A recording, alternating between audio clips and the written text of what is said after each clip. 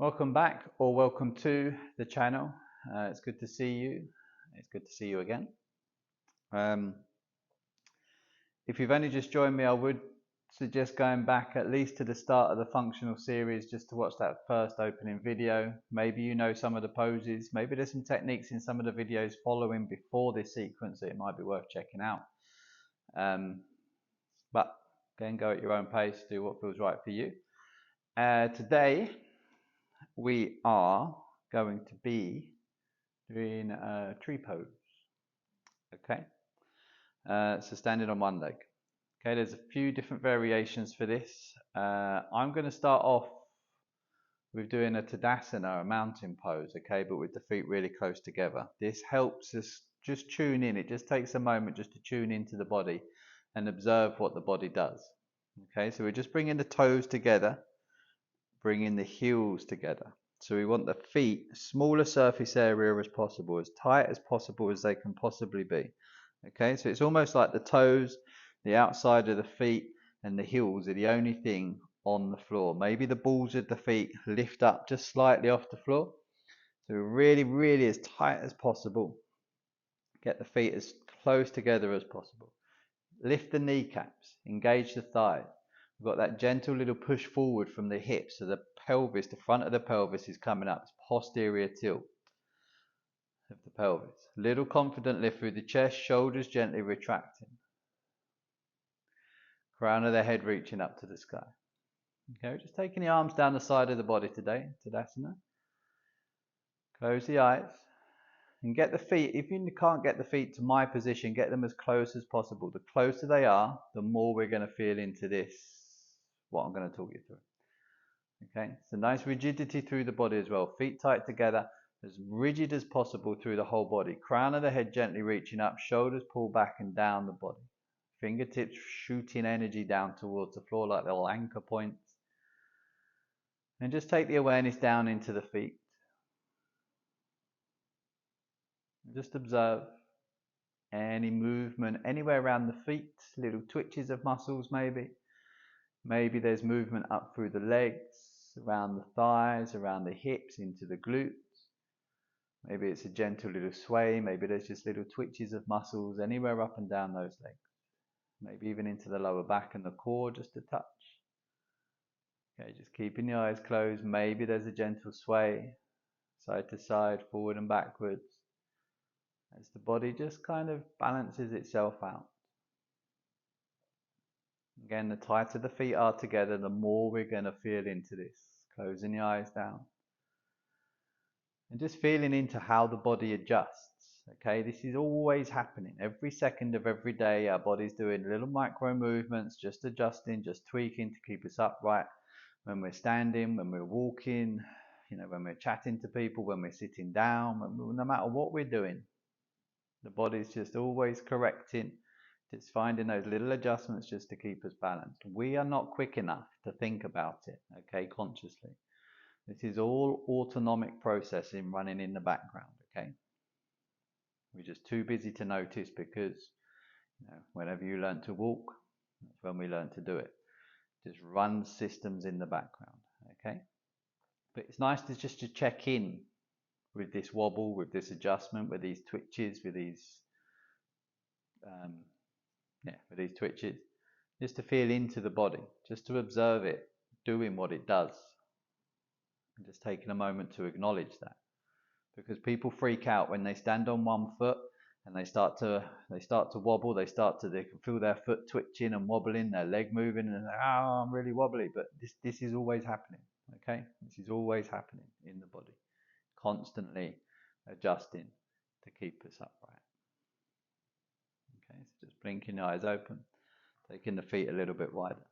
Okay, maybe a little shake of the feet. Depends how tight your feet were together. Yeah. So there's a few different variations for tree pose, Vrksasana.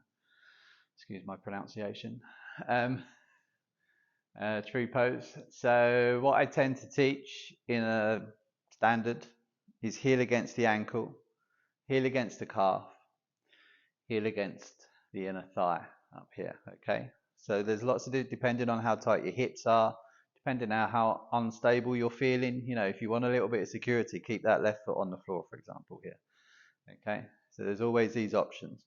Just try and avoid pushing against the knee. Okay, it may not hurt or do any damage straight away, but if we get into that habit of pushing that foot into the knee, we're putting pressure onto the knee and pushing the knee off to the side. Okay, we want to avoid that where possible. It's like twisting into the knees in other poses. We want to try and avoid that. So above or below the knee. Okay, even rest the heel against the ankle, you've got more stability down here. Okay, these are the standard feet positions that we're after. Okay, there is a bind which is available. You can cross that foot again if you can't do Padmasana. We haven't done that yet, but bringing up that foot across the hip, as high up to the hip as possible, reaching the hand around. Ooh, finds a little wobble. Okay, so this is a variation, a bound variation. Okay, there are progressions here. You can use the hand around the back, hold on to the toe there. Again, I'll come into posture in a minute, just showing you the basics. So this is a little adaptation here, you can see from the side angle. Okay, so there's a few different options. Okay, but what we're just going to work with today, we're not going to advance. Heel against the ankle, heel against the calf, heel against the inside of the thigh. Okay, that's the basics of that leg position. Again, same when you come to the other side. Okay, so just have a little play around with that, just see what feels good for you in terms of foot position. Don't be afraid to tweak the foot up using the hand. You can get into position that way.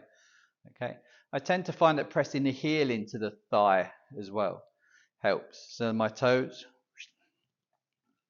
are quite free here. I'm just pushing the heel in. I'm not saying you need to flex as much as that, dorsiflexion as much as that, but it's just exaggerating the point of pushing the heel in. I find that I get more purchase, but then again, I don't wear slippery leggings.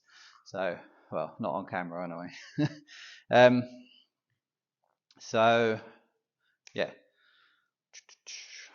So what we want to do first before coming into any balance, I know we just did a balance on 2 feet with our eyes closed. And you can do tree pose with your eyes closed, but it's very challenging. It's good fun. But find a drishti, a focal point, okay? So pick a spot. Maybe it's something straight ahead. If you know that you're wobbly and you know that you're unstable, pick a spot on the floor. Maybe just follow the gaze off the tip of the nose. Pick a spot on the floor. This is a really good floor. It's got loads of knots and stuff in there, so there's lots of spots and things to look at. Pick a spot, stay with that spot. Okay. Maybe it's something straight ahead. See, again, I've got the camera, I've got the little flashlight there. I can look directly at that little flashlight there, and I can see a pinpoint. I can stay focused on that. That's the first thing we need to do when we're coming into balance. Take time, don't rush coming into balance. Okay. So pick your spot, settle the gaze. Okay, and like I just said in Tadasana, we're not quick enough to think about balancing. Okay, it's not something that our brain consciously needs to do. Our body takes care of it. Okay, it's all the autonomic processes running in the background that stabilizes. So try not to think about what you're doing. Okay, think about where the foot goes, but after that, just let the body do what the body does. Okay. So weight into the right foot. Find your drishti. Try and settle the mind. Try and settle the breath as well. If you're hyperventilating and all panicky, it's going to just disturb the system, disturb the energy. Okay, so pick a spot, clear the mind. Gaze is soft but focused. Okay, so it's not intense. Just try and soften a little bit. Okay, I normally say weight into the standing leg, soft into the other leg. So again, this is just another little precursor, just finding the balance, finding the stability. Heel against the ankle, heel against the calf, heel against that inside of the thigh. Again, I tend to try and push the heel into the leg to find that purchase. Okay, so I'm not slipping as much. Okay. Then from here, we want to engage the glutes. So we're gently pushing the hips forward. Okay. That also encourages that left abductor, the outside of this left hip, to pull that left knee back. So if you see from this side angle, I'm as pretty narrow, you know, can't really see that left knee too much from behind this hip. Okay, So we're getting as narrow as possible as we can. Obviously, if you've got tight hips, it's going to be more like this, but this is what we're working towards, strengthening that abductor. Pull that left knee off to the left side. A little lift through the sternum, again, just like our Tadasana. Engage the core, confident lift through the chest, but the sternum still pulling in. Shoulders gently retracting and then down the back. Crown of the head reaching up. So we're getting that rigidity through the body, just like Tadasana. Feel the wobble, observe the wobble. Don't think about it. Okay? We've got options for hands to heart center. Got options for hands to the sky. Mudras are always available here. Some people like to put their hands into prayer. It's all good. See, I move my head and more wobbled. Okay? Soft gaze is key. Clear mind is key. Yeah? Just let the body, my ankle's adjusting constantly. I'm not thinking about it. I'm talking to you. I'm not thinking about what my body's doing. It's just doing it. Okay? Just allow it to do it. You wobble when you come out. Smile. Take a breath. Take your time. Settle the gaze. Settle the mind. Find your way back into your pose. I used to tut. I used to get frustrated. It's really not worth it. It's just really not worth it. So it's just a practice. Enjoy it. Embrace your wobble. Okay? Embrace your wonk. Yeah? So strong in the bum, push those hips forward. A little zip through the core, so we're pulling the belly in. The sternum comes in, but confident lift through the chest. Shoulders gently retract. Crown of the head up to the sky. Engagement through that left abductor here. So the left leg's off the floor. So we're pulling that left knee back. Nice and rigid, nice and tall. Option again, if you want to be a little bit more challenging, slowly take the gaze up to the sky. Dropping the head back. Again, that is a challenge. And bring the gaze back. Ooh. But again, you see when I move my eyes, move the head, things start to get a little bit crazy. Okay. Option to close the eyes. If you really want to play around, you can start hopping, but nah, just close your eyes if you want to play around with that. I won't do that because I'm not there to catch you. So, but yeah, just explore that, see how it feels. Some people like to walk up against the wall, so they're really close to the wall, so they can really see a spot right on the wall, and they like to do that. So really close, they can find that balance. They can come up, they can get their drishti, they can get their focus nice and stable. Some people as well, if you're on carpets and on a mat particularly, it's going to be unstable. Some people just like to step off the mat, come to the floor, do their pose there. Okay? So again, work with what's available.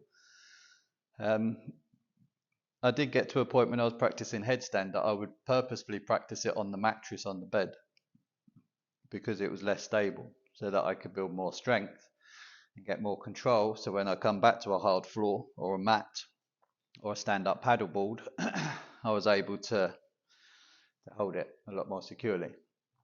But for now, well, we're getting used to it. Just a hard floor mat. Again, a mat on a carpet, really quite soft and undulating, quite wobbly. So maybe step off the mat, come onto the carpet, maybe practice it on the kitchen floor, the bathroom floor. It's just a hard surface, really. Yeah. Hope you find that helpful. Play around with it, see how you go. Down your bed. Thank you.